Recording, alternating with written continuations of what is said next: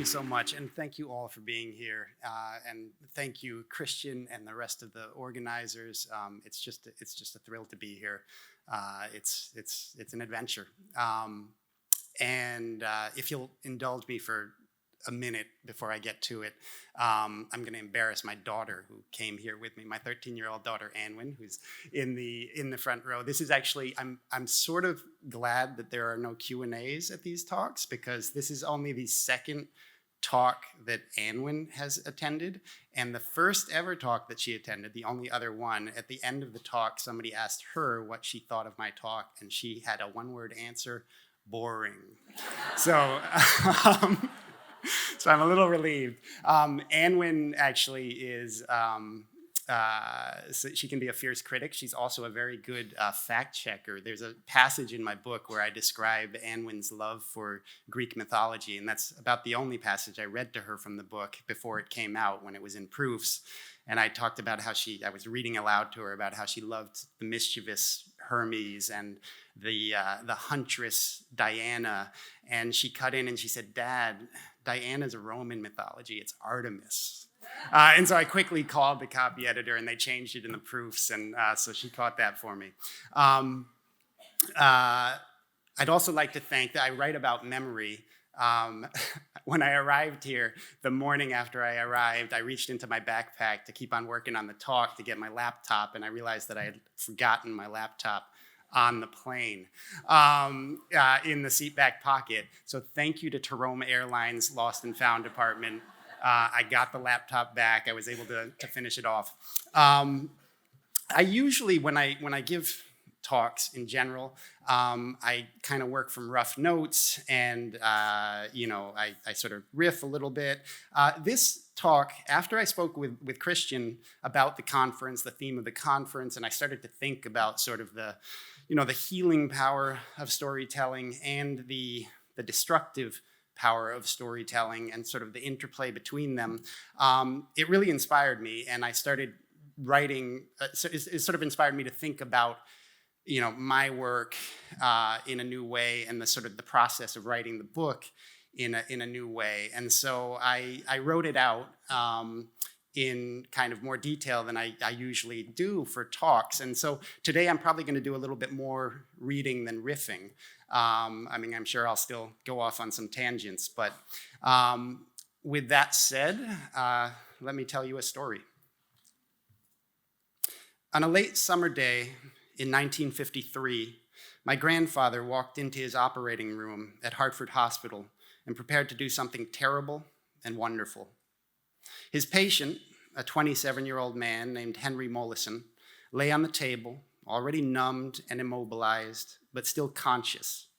Henry suffered from severe epilepsy, and his frequent seizures had wreaked havoc on his life. He couldn't hold down a job or a relationship, and though he was smart with an above-average IQ, it had taken him years to struggle his way through high school. When he finally graduated, the principal wouldn't let him walk across the stage to collect his diploma, fearing that Henry might embarrass the school by seizing up in front of everybody. Anti-epileptic medications helped, but he was desperate for a permanent cure. Henry's desperation had led him to my grandfather. My grandfather was at the time one of the world's best-known neurosurgeons, a dashing, sports car driving, womanizing, bullfighting renegade who a New York Times reporter once described as, quote, James Bond in scrubs. When Henry showed up in his office, my grandfather offered him hope in the form of a new experimental brain operation of his own invention, something called a bilateral medial temporal lobectomy. While the operation was risky and would be targeting structures in the brain whose functions were largely unknown at the time, there's no indication that Henry hesitated before consenting.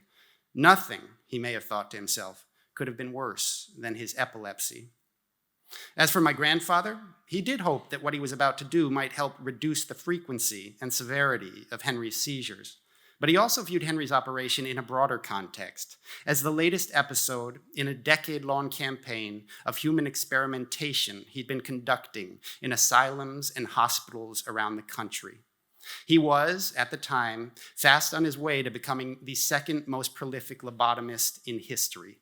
He'd already lesioned the brains of hundreds of acutely vulnerable, mentally ill people in a variety of creative ways, destroying different structures by different methods and recording what happened. He had recently performed this latest operation, the bilateral medial temporal lobectomy, on a handful of deeply disturbed psychotic asylum inmates, but their minds were so shattered to begin with that it had been difficult for him to gauge what the operation had done to them. He had been eager to try this new technique on someone like Henry, whose mind was unmuddied by mental illness. That way, whatever happened, good or bad, would be easier to see, standing out in starker relief. Henry was not just a patient. He was a perfect experimental opportunity. My grandfather stood at the end of the operating table and looked down into Henry's eyes. He asked for a scalpel, then sliced a smooth arc across the top of Henry's forehead before carefully rolling down the flesh, exposing the front of Henry's cranium.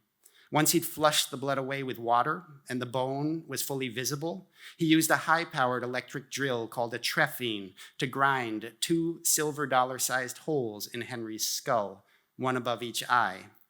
The particular trephine he used was a modified version of one that he'd previously employed to do body work on cars.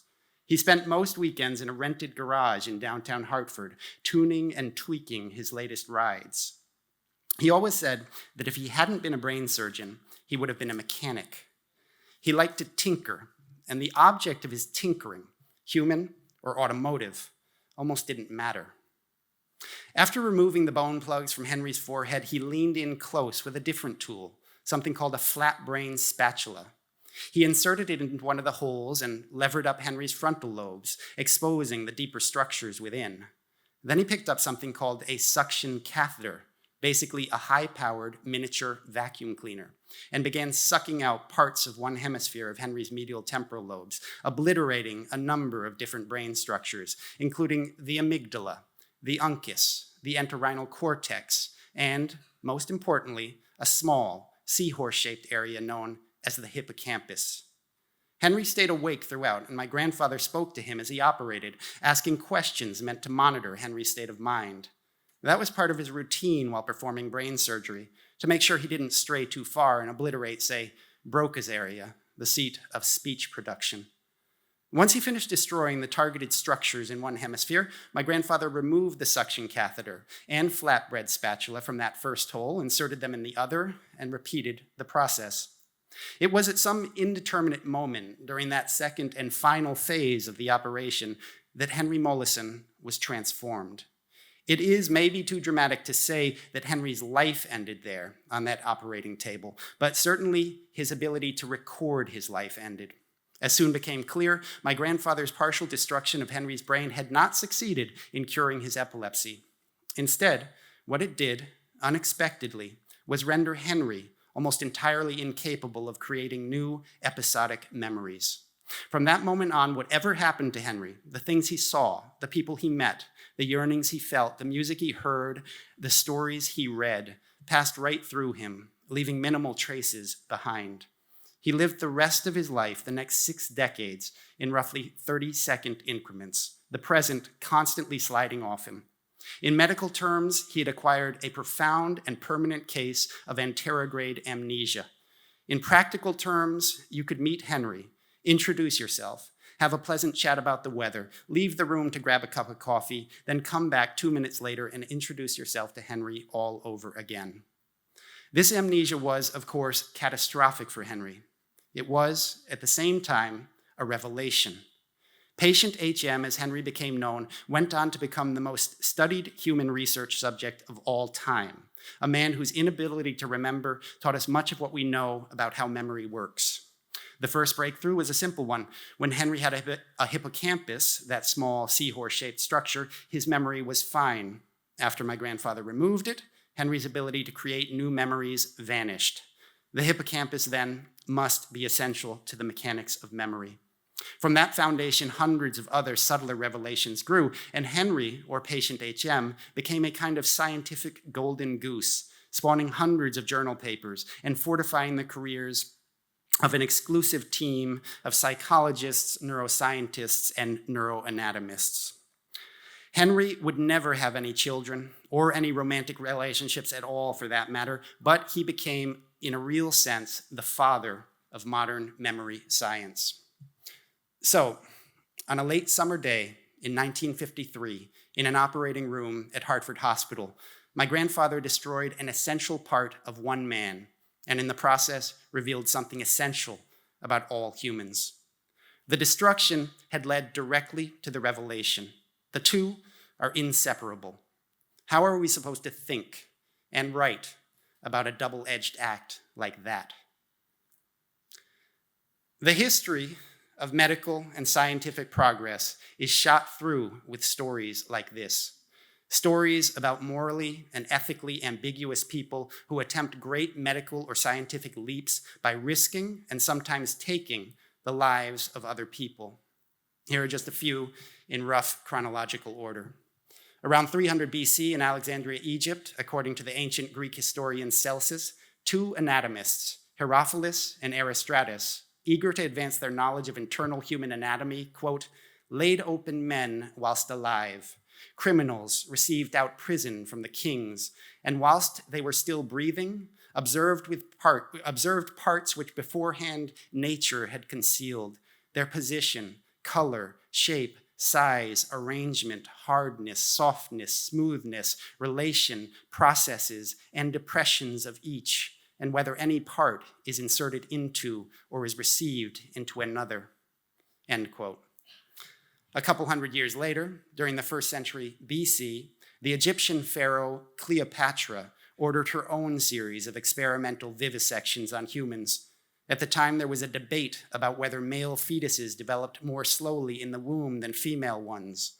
In an attempt to settle the question, Cleopatra is said to have had a number of her own handmaidens forcibly impregnated, then dissected at various stages of their pregnancies while still alive. In 1796, the British physician Edward Jenner launched modern immunology by administering an experimental vaccine to his gardener's 9-year-old son, then repeatedly exposing the child to smallpox, the world's most deadly disease. Across the Atlantic, in South Carolina, in 1845, a physician named J. Marion Sims undertook a 4-year-long program of experimental surgeries on 14 Black women, all of whom were slaves, and most of whom he had purchased and installed on his property as live-in test subjects. His surgeries were aimed at developing a treatment for vesicovaginal fissures, a potentially fatal complication of childbirth that was common at the time. And he operated on some of his slaves as many as 30 times each. Anesthesia was still in its infancy, and he didn't use any. Today, there's a statue of Sims in Central Park, and he's considered the father of modern gynecology. The list goes on.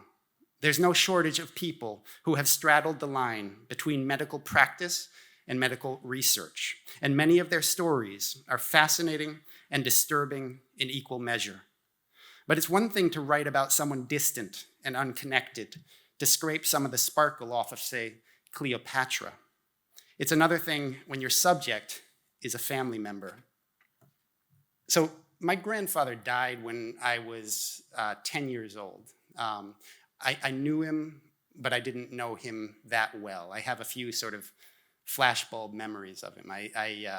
I remember one day at Thanksgiving, he passed around this crumpled bullet that had actually been extracted from his own father, my great-grandfather, who I'd never met, who had been shot by a burglar, and the bullet had deflected off his father's rib, and it sort of deflected away from the heart, so his father had survived. And I remember when he passed it around, I was thinking to myself as this 8-year-old sitting at the table that had that bullet hit the heart, nobody at that table would have existed. They certainly would. Well, there were a couple people, some wives that would have existed, but most of the people at the table wouldn't have existed. I have another memory of sort of sledding with him. I have these few memories that I do have of him. I have because I have a hippocampus. I have what he took from Henry. And a lot of the stories I heard about my grandfather, I heard originally The early stories that I heard about my grandfather before I started working on the book, I heard from my mom, his daughter.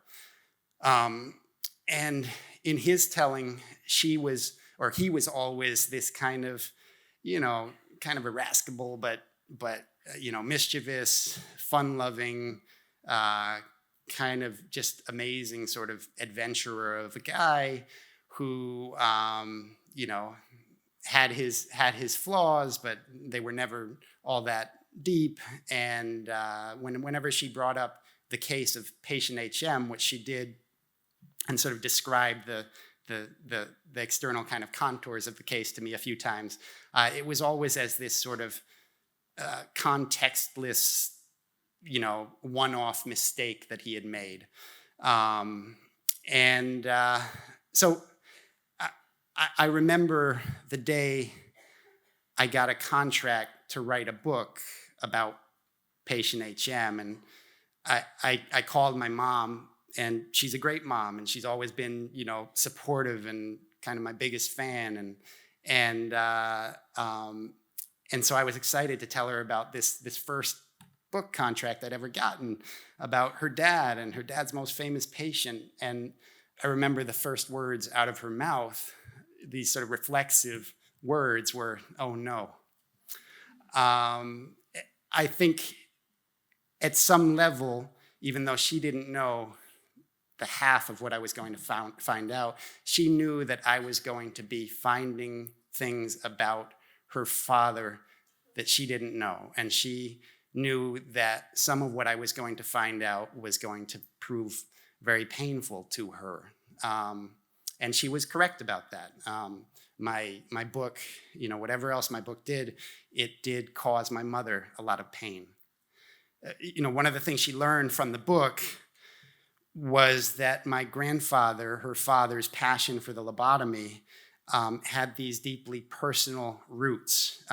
His wife, my grandmother, my mom's mom, was herself mentally ill for an extended period of time when my mom was very young. Her descent into madness began during World War II. My grandfather was in the army at the time, and was stationed at a hospital on the West Coast. They'd grown up on the East Coast, and they moved across the country, and he was sort of working all the time while continuing to have numerous affairs, and leaving his wife, my grandmother, first on the East Coast with the 3 kids, and then finally having her sort of drive across the country with them, and trying to keep it together. And ultimately, she didn't keep it together. She sort of descended into what was ultimately diagnosed as schizophrenia, and began seeing things, became increasingly paranoid, and eventually heard that, her 2-year-old son, my uncle, she believed that he was telling her to kill herself. And so she tried to kill herself. And that was, it was shortly after that my grandfather first institutionalized her. And he institutionalized her in one of the asylums that he would eventually begin performing lobotomies in. In this asylum and in others, my grandmother experienced sort of the full gamut of mid-20th century psychiatric treatments.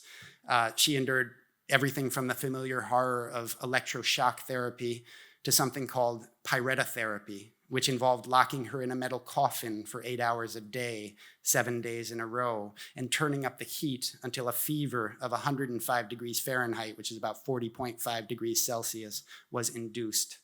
My grandfather, as he later explained to one of his sons in a letter, had begun performing lobotomies only because he hoped that he might one day devise the perfect operation, some magical, beautiful cut, something much quicker and less painful and more effective than the brutal treatments that the asylum superintendents were prescribing to his wife. In his own telling, almost every patient whose brain he lesioned during his career as a lobotomist, from the forgotten hundreds in the asylums to the singularly unforgettable amnesic known as patient HM, had all been, at some level, just desperate steps towards the ultimate goal of curing his own wife. And then, towards the end of my reporting, I had this experience that's certainly one of the most memorable reporting experiences of my life, and one of the most memorable experiences of my life, period. I was sitting down with an old man named Carl Prebrum, who was this venerated neuroscientist who had been a colleague of my grandfather's at that time. And we were talking about my grandfather. He had known patient HM, and I asked him what he thought about my grandfather in general as a person. And he said, well, Bill, my grandfather's name was William Scoville. He said, Bill was, he was a good man, more or less, but I never really could trust a man who would lobotomize his own wife, which was, I had never heard that before. And it turned out when I, began digging that there was evidence to support it. He had, unbeknownst to anybody, during one of his wife's institutionalizations, performed a procedure known as an orbital undercutting, which is a lobotomy. It was one that he had designed to be kind of less impactful in some ways. But my grandmother's, the woman I knew was a woman whose affect and demeanor and all of that stuff were fairly consistent with what I understand to be the post-operative symptoms of a lobotomy recipient. So that was a shock, and that was something that wasn't easy to learn, it wasn't easy to write about, and wasn't easy to tell my mom about. The history of medical advancement, if you look at it through a wide lens, has never been antiseptic. It's never been really about these sort of flawless people figuring out ways to heal without causing pain. It is instead, for the most part, the history of multidimensional human beings with complicated motivations, stabbing out in the darkness, lashing out against real or imagined illnesses, committing countless mistakes, and once in a while, making painfully slow and often pain-inflicting progress. In many ways, these wounding healers are only following the example set by our own bodies, which have always employed a double-edged response to illness. Think about the most basic element of our immune response, the fever, which really is just the body cooking itself to save itself.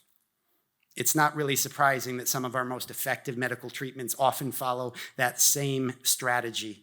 Chemotherapy is as brutal as it is miraculous, and antibiotics are shotgun blasts we aim at all of our bacterial tenants, even though only a few of them mean us harm. This doesn't mean that we shouldn't judge the doctors who go too far, who transition from risk-taking to recklessness, who begin to view their patients more as guinea pigs than human beings. But it is important to be wary of presentism. We can't reasonably judge people from the past by current standards.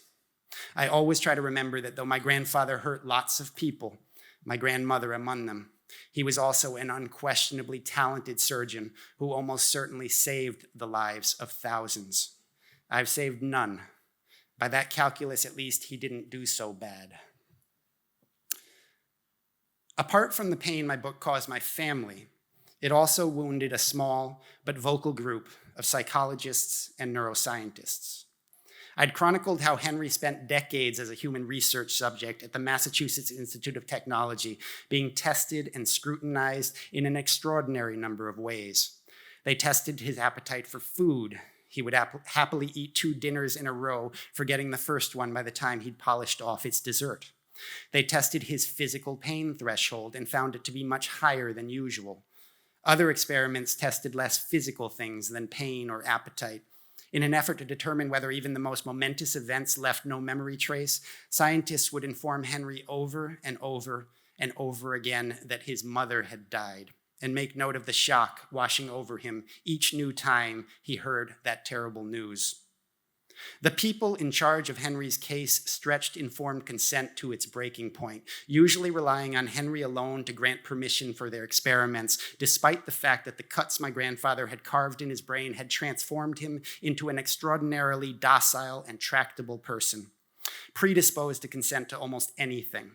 When Henry died, MIT claimed ownership of his brain for future study on the basis of a signature from a man they claimed to be Henry's closest living relative, though I discovered he wasn't, and that Henry's real next of kin had been intentionally left in the dark. The lead researcher in Henry's case, a professor of neuroscience at MIT who'd built her career largely on her privileged access to Henry, refused to speak to me during most of my reporting. When she finally sat for an interview, she confessed, among other things, that she had already destroyed most of Henry's experimental data and was planning to destroy whatever remained. This act seemed engineered to embalm her own scientific conclusions and prevent them from ever being upended. That researcher died shortly before the publication of Patient HM. And when a long excerpt of the book appeared in the New York Times Magazine prior to publication, her grieving colleagues at MIT, along with collaborators at other institutions, organized a campaign against me in the book, accusing me, among other things, of making up her quotes. I was able to counter their accusations with sources and facts and interview recordings, which I suggest everybody record every interview they do. But still, at some level, I could understand their pain and anger. The story of Patient HM had, until my book came out, been both black and white and rose-tinted. The story of a daring neurosurgeon, a brilliant and caring group of researchers, and a happy and ever-willing research subject, all teaming up in order to probe one of the fundamental mysteries of the human condition. I'd revealed that the real story was darker, more complicated, and not something you'd necessarily want to brag about or place on your academic resume. In a rare moment of introspection, my grandfather once described why he became a neurosurgeon. Neurosurgery was my great desire, he wrote. How could anyone choose any other specialty? Cardiac surgery, only a pump. Thoracic surgery, only a ventilator. Orthopedic surgery, such crude instruments. Urology, a sewage system, appealing to the more morbid followers of Freud, end quote. I'd hate to imagine the caustic metaphors he might have employed if he ever tried to describe my profession, journalism. But he's not around to do so, and so I'll do it myself. I'd argue that, at its best, journalism has something in common with most of the specialties he mentioned. Like thoracic surgeons, we can quicken a person's breath. Like cardiac surgeons, we can occasionally move a person's heart. And like neurosurgeons, at rare times, we might even change a person's mind. But when it came to telling the story of Henry Mollison and my grandfather and how they collided, I think I was acting most like an orthopedic surgeon. The previous story, the one told in textbooks and journal articles and Psychology 101 classes, had ossified over the decades into dogma. It was a story sturdy as a bone, but also warped and misshapen, and it felt to me fundamentally wrong. What I tried to do with my book was something like what orthopedic surgeons have to do when they encounter an arm or a leg that was broken long ago and never properly healed. I took Henry's old story and I broke it apart. Then I attempted to recast and reset it, to put it back together in a way that was more authentic, straighter, more aligned with the truth. It was a brutal job, and all I had to work with were words, which are crude instruments. Of course it hurt. Of course it caused pain. But that pain has grown a bit duller with time and distance. And now, when I visit psychology classes or talk with neuroscientists, I find that the way people understand and tell Henry's story has maybe begun to shift and straighten at least a little. Likewise, within my family, the shock at what my grandfather did has subsided some, and in its place, there's a new appreciation for my grandmother's strength and fortitude, for her endurance in the face of horrors we'd never imagined. The pain's still tangible, but another process has begun and will continue. Eventually, just like it says on all our tote bags, stories do heal. It's just that sometimes they'll hurt like hell at first. Thank you. Thank you. Anyway, thanks again.